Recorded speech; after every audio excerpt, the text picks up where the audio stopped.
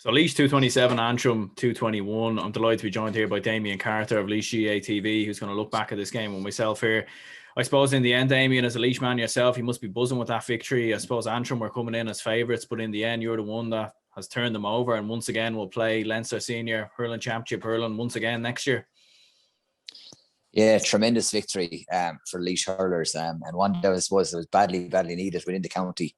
Over the last few weeks, some disastrous results really. Footballers, hurlers, minors, everything was going kind of against Laois. There was talks of being the worst year of all time for Laois GAA, but the hurlers put in a massive display today. Really badly needed. And to got their just awards, I feel. We spoke a few weeks ago there, and we talked about Antrim, and I said, I thought there was more pressure on Antrim coming into this game because they had such a good league, and there was a lot more expected of them.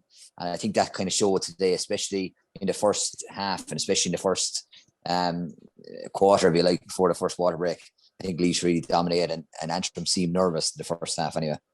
Yeah, 100%. Because definitely in the first half, anyway, like you came like really fast out of the blocks, like had an 11 to 4 point lead, I believe, at the first water break.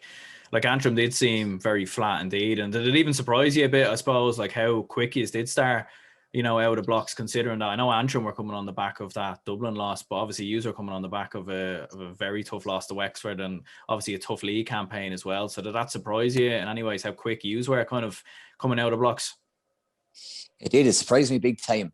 And what surprised me even more was usually, with the Laois hurlers, they try these kind of crazy tactics at times, and they might play a 2-1-3, 3-4, whatever, up through the centre. But today they just went conventional. They went 15 on 15 and just went at them and thought maybe the hurling might be better for them, and it definitely worked out.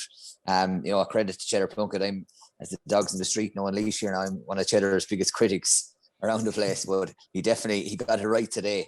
They went at him from the start. They really put him under pressure. They hunted in packs, and it was super start to the game for Laois. It was one they badly needed, and the tempo they set, they kind of kept that up then for the whole game. So yeah, really good start for them.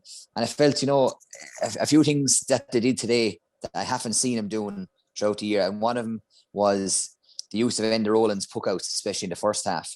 All year, I was even a good friend of mine hurls with Wexford, and he was telling me that before the Wexford game, they were planning for a good. They planned one session nearly on dealing with Rowland's puckouts, and he said not one of them came down the throat of where they were expecting, down on top of the full back like.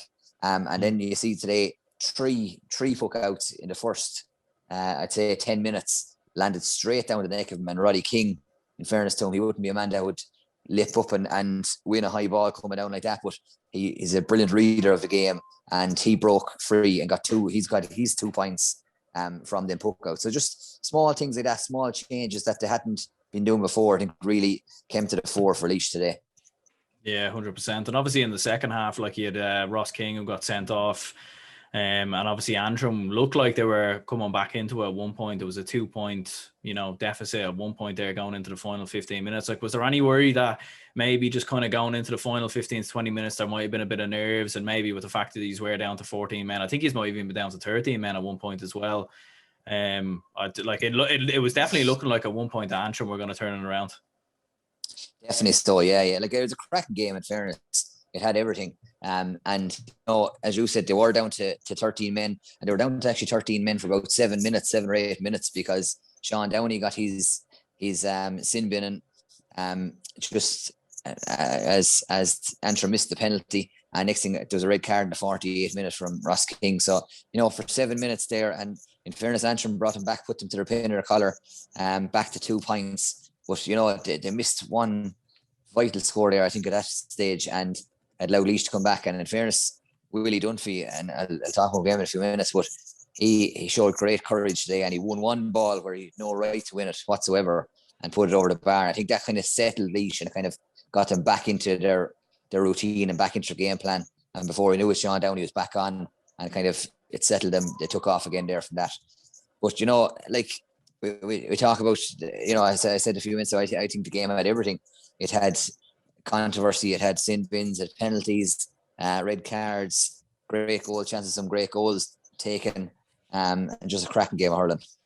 Yeah, 100%. Like, and even like that resolve you showed as well, like kind of in the staging minutes, like obviously with that Patrick Purcell goal, kind of going into the final 10 minutes or so, like I'd say that must have been a breath of fresh air to see as well, to see that resolve, to see his step up, because it did look like Antrim were starting to turn the corner, but you just pulled away once again in the final 5 to 10 minutes. Yeah, and like you need your big players. In the fairness, there's no bigger player in Laois than Paddy Purcell. Give a tremendous performance today, 2-2 from play from half forward. And again, it was a change from Paddy because he's been midfield all year, and changed up to half forward, give him probably a bit more freedom to go forward a bit more, and definitely paid off. But I talk about big performances, like the six starting Laois forwards scored from play. The two midfielders got 4 points between them, and the half back line, 2 out of 3 in the half back line scored. They actually got 4 points between the half back line as well. Like, so massive displays from Laois, badly needed. And very, very happy with that. I suppose a few controversial points we talk about, like Owen O'Neill scored an unbelievable goal scored 2 great goals for Antrim. And then, the sin bin one we talked about a few minutes ago, there was one after that, Kieran McAvoy, took down, I think it was actually Owen O'Neill as well. He was through in for goal again, and he tripped him up inside the 21. And, I found it a bit strange that he didn't give another sin bin and another penalty for that, because for me, now I was delighted, of course, but for me, that was more of a foul than Sean Downey's one, and more of a goal scoring opportunity than Sean Downey's one. So it throws back up into question again, this, consistency of that rule. How consistent can they be with it, really? Yeah, it seems to be just up to the referee's interpretation, because obviously we've seen James Owens in the Clare Tipperary game give a penalty for way further in, or way further out, I should say. So it does seem to be the referee's interpretation at different moments. Who ultimately would you have as your man of the match then on the day? Like, who stood out, I suppose, as the best player on the pitch? I'd imagine it would have to be one of the Laois forwards anyway. Like, it's a toss-up between Paddy Purcell. Willie Dunphy got 3 points from play from centre forward, and his work rate and his turnovers were actually excellent as well. PJ Scully got 10 points. He got he got 7 from frees, 2 unbelievable sidelines, and 1 for play. But man of the match, definitely Paddy Purcell.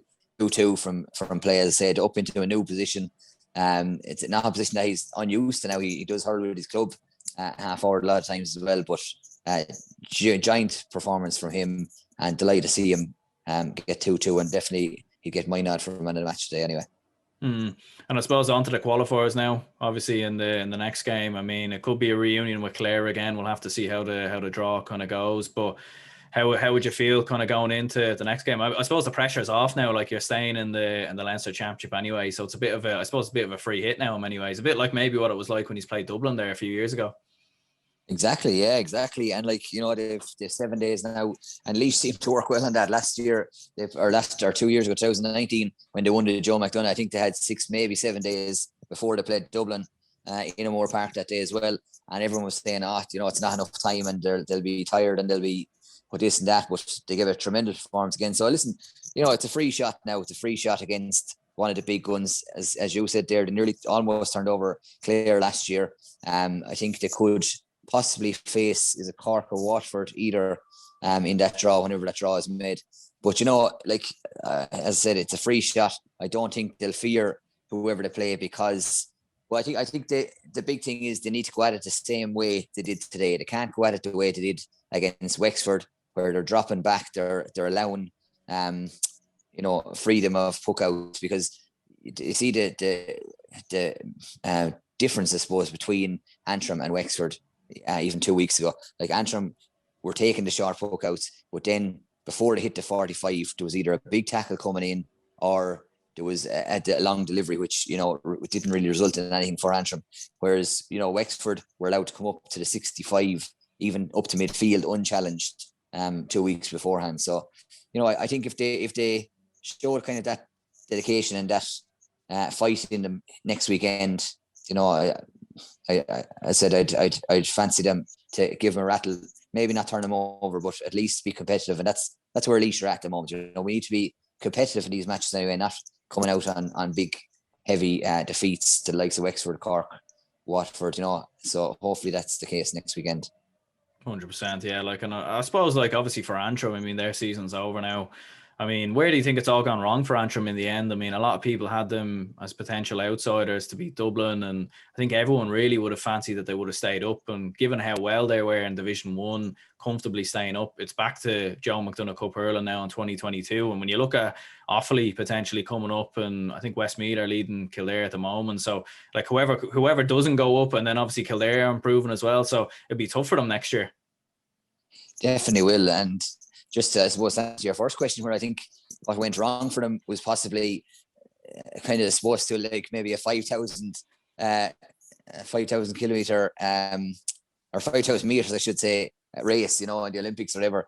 They came out of traps and they sprinted off straight away. And in fairness, the start of the year, they were very good early on, and possibly maybe put too much emphasis on the early part of the league. You know, and it kind of withered out from there because they took a heavy defeat 2 weekends ago, and obviously a very disappointing defeat for them today. So maybe came out of traps too early this year, and something to look to focus on for them next year, maybe trying to get it right to peak maybe at this time of year rather than faltering. 100%, yeah. I'll definitely be interested to keep an eye on them. Anyways, perfect, Damien. Anyway, cheers for coming on. No bother. Thanks a million, Aaron.